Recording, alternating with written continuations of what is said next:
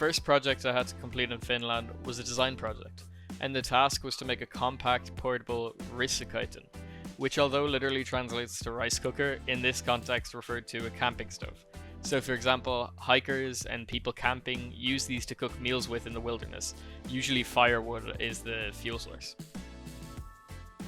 It was a nice project to get started with because it made me think of the project being used in the Finnish wilderness. For a lot of my early research, I explored some woodlands and national parks with my friends in order to get acquainted with wildlife in Finland and what the landscape's like, and it was super fun to be able to do that.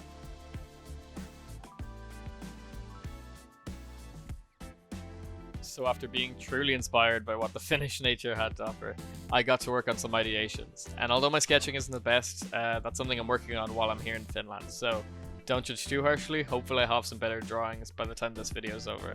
But I came up with a couple of ideas anyway. Originally square shapes and hexagons, but I actually settled on this kind of can-like shape, and it extends up and down depending on the heat that the user wants to cook at. That kind of more controlled cooking environment, which isn't something you'd get out of a lot of campfire cookers, that's something I really wanted to work into this project because I'm a huge fan of cooking, and it's nice to have that control over the heat when you're cooking your ingredients.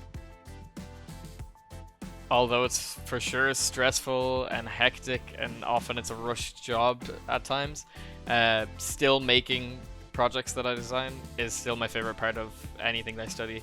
I've never really worked with metal before, but Metropolia has a great product design studio and fantastic technicians. One of them, Igor, taught me how to weld, and you can see me working on my project here, trying to weld it together and assemble it. It was really fun working with metal for the first time, just cutting it and shaping it. It's really different to plastic and wood, so it was really good to get that experience, and hopefully I can bring it forward in further designs. So here's the final product, and I'm really happy with it. You can see that it raises and lowers this design to control the heat of the cooking, and I got to work with some new manufacturing methods that I've never used before, like welding and polishing and laser cutting, which was all really cool. I think all of us who study design, we have a little perfectionist inside of us, and as much as I try to make everything I produce good and as perfect as possible, I realized making this project that, especially for us as students, wanting everything we make to be perfect is a pretty unrealistic expectation.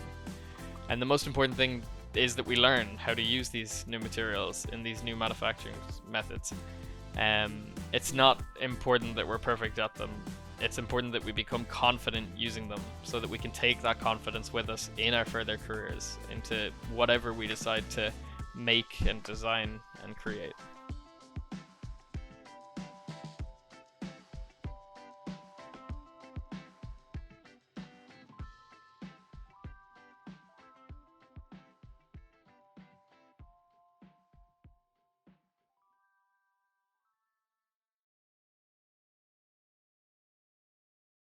One of the things I really wanted to explore in Helsinki is street art. A lot of European cities around the world kind of shun street art and clean it up, whereas Helsinki embraces it as part of its own culture and history. So during my stay in Helsinki, me and my friends decided to go to the Concreate exhibit. It's a little bit outside of Helsinki, but it's really worth the trip. You can see the path from the train station to the museum or the showcasing area. It's lined with these pieces of art kind of showing you the way and pointing you in the direction of the exhibition, which I thought was really cool. The thing that I really liked about Concreate is it's not these world famous artists or these well-known artists in Finland. Some of them are, sure, but mostly it's just students or enthusiasts who were given a space in this exhibition to show their art and share it with other people. And I think that's really cool. There's so many different pieces, and they're all so different. You can kind of stare at them all for as long as you want and take what meaning you want from them. I just thought some of these ones were really cool. I like the order and the style of graphic design and the illustration here I thought was really cool. It was nice to see the kind of contrast between the different artists and how they display their work through their chosen medium or style. There's also a little plaque beside each piece describing it and describing the artist and where to find them on social media and such. One piece I really liked, because it's what to do with I study, was this kind of like bus stop of the future. And it's actually not so far into the future. It looks quite familiar to bus stops we know, but the concrete, simplistic, technological design of it I thought was really interesting. Another piece I really liked was this art piece, kind of representing football culture and the toxicity and violence associated with it, which is, I'm not a huge fan of football, mainly for these reasons, so it was nice to see this. Another favorite piece of mine was this, it's called touchy-feely in design, and it's the relationship between how something feels to touch and how it makes you feel on the inside. So how does touching it and feeling it and interacting with it make you feel, and what emotional response does that invoke?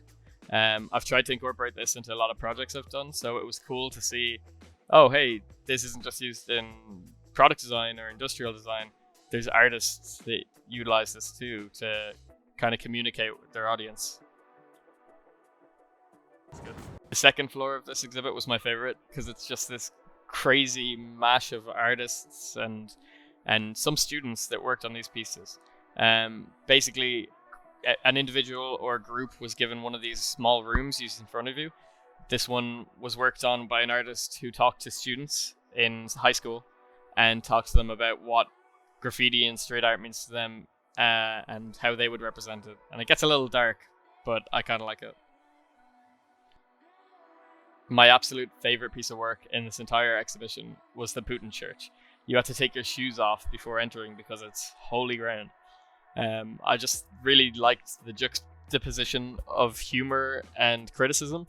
Like, yes, it's funny to see Putin depicted in this way, but also it's a comment on the godly sense that he holds himself to, and the kind of dictatorship that he leads in his country.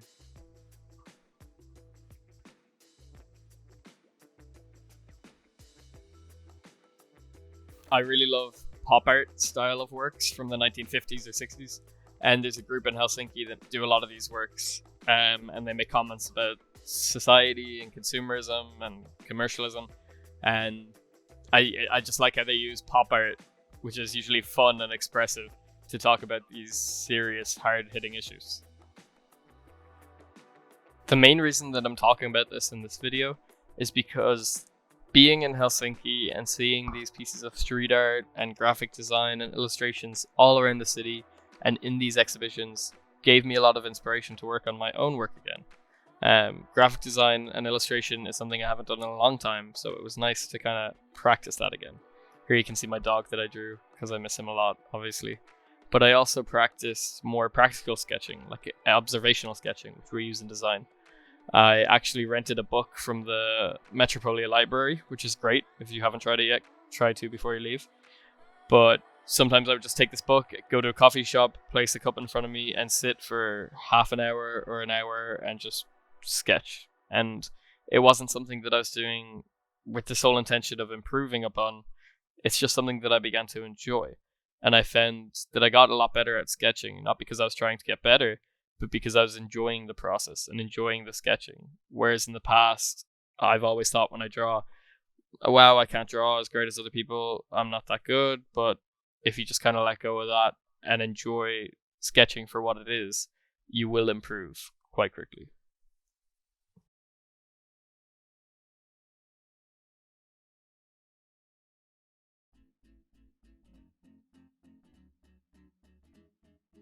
Before I came to Helsinki, I bought a camera. Not a fancy one, just kind of a hobbyist camera to help with projects and stuff. So my photography is something that I really worked on a lot in Helsinki. Again, not to try and get better, but just to enjoy it. And by coincidence, I think I ended up getting more familiar with my camera and taking better photos. But I loved going around the city at night, during the day, in the winter, in the sun, taking these kind of cool photos. This TP with a satellite dish is one of my favorites. It's just kind of cool that this thing in the middle of nowhere would have some kind of television reception or something. I like to think of that idea. But all my experiences that I did here, I photographed, and I could spend this entire presentation showing you hundreds of photos that I've taken here. These are just some of my favorites to highlight my favorite parts of Helsinki, the favorite activities that I did, or the places that I went. And one of my favorite things to do was when I was going places with friends or going to the beach, taking photos of all of us hanging out and stuff, because I've made some great friends while I've been here, and unfortunately I probably won't get to see too much of them after we go home, but I'm hoping we'll meet up sometimes over the next couple of years. Now we can visit each other in different countries and have free accommodation, so that's pretty nice.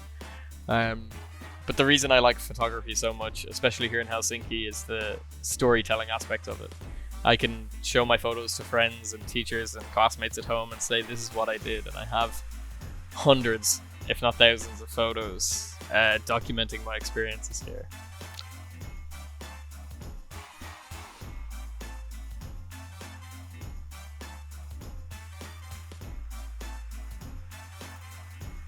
Some of my favorite photos are from the trip we went to Lapland, and I ticked an item off my bucket list, saw the Northern Lights multiple times, and it was one of the most amazing things I've ever seen. And I even know that this isn't the best you can see them, so it's not even forever off my bucket list, because I can hopefully come back to Finland or somewhere up north someday and look for even better Northern Lights. But seeing these and learning how to take photos of them properly was super satisfying.